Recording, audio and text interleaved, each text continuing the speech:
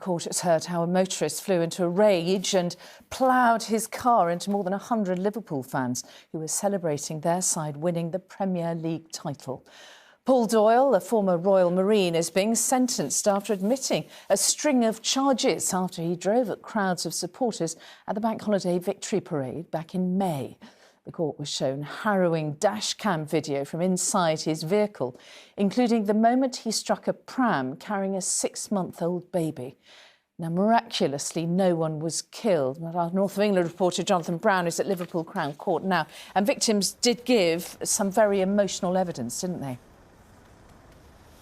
Yes, we heard about the flashbacks and the nightmares that many of Paul Doyle's victims are suffering from.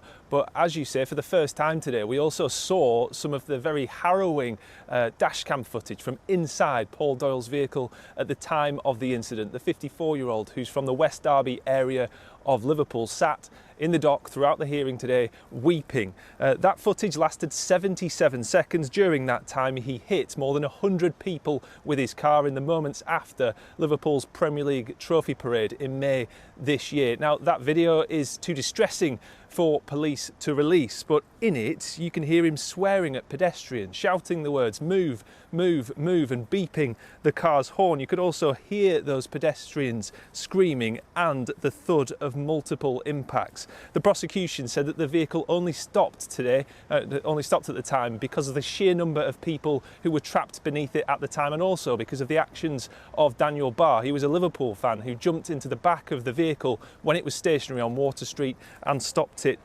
by putting it into park mode. Now, for months there have been many questions about why Doyle did what he did. Today the prosecution gave its answer, saying that Doyle had no drinks or drugs in his system, but simply drove down a closed road to try to pick up a friend and lost his temper. They also said that during police interviews he claimed that he saw someone with a knife and feared that he was going to be stabbed, but the prosecution said that that was a lie and that it wasn't backed up by any of the hundreds of interviews conducted by police.